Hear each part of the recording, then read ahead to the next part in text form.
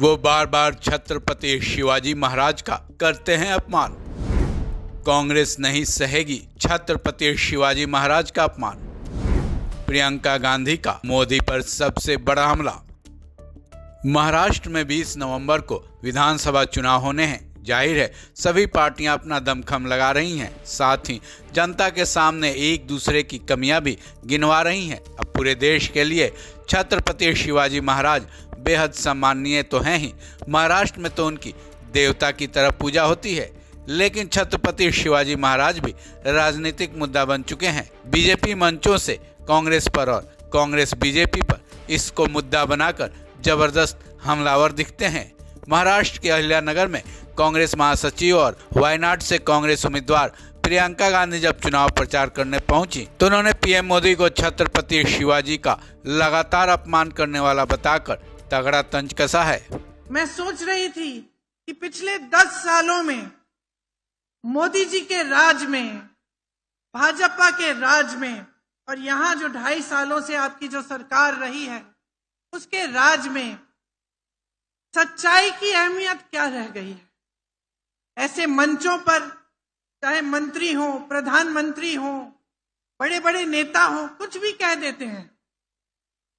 उनको ये परवाह नहीं होती कि मैं जो कह रहा हूं, मैं जो जनता के सामने रख रहा हूं, ये सच है कि नहीं है, ये भलाई की बात है कि नहीं है, क्या मैं जनता के जज्बातों के साथ खिलवाड़ कर रहा हूं, राजनीति कर रहा हूं, या जनता की भलाई की बात कर रहा हूं।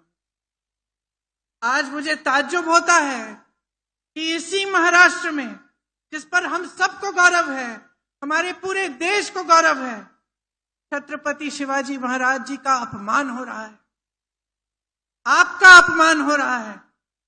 वही नेता मोदी जी और उनके साथी, वही नेता जो मंच पे खड़े होते हैं और उनका नाम लेते हैं, उनका सम्मान नहीं करते।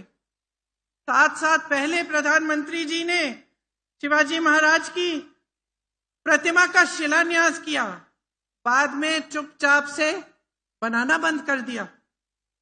संसद के बाहर जो उनकी प्रतिमा थी वो हटा दी और जो सिंधुदुर्ग में प्रतिमा बनाई वो तो दह गई, क्योंकि उसको बनाने में ही इतना भ्रष्टाचार था। तो फिर नाम लेने का फायदा क्या है जब आप अपमान करेंगे। मोदी जी बार बार बाला साहेब ठाकरे जी का नाम लेते हैं मेरे भाई के संदर्भ में। मैं राहुल जी की बहन हूं।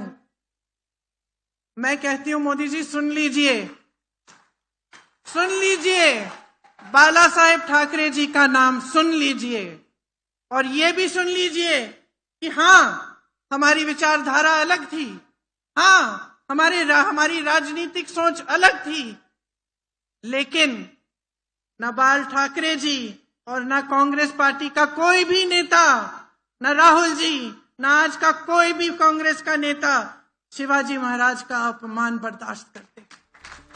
हालांकि पीएम मोदी ने कई मंचों से छत्रपति शिवाजी को मुद्दा बनाकर कांग्रेस को कई बार घेर चुके हैं। मौका मिलने पर इस बार प्रियंका गांधी ने पीएम मोदी और बीजेपी पर जमकर निशाना साधा है।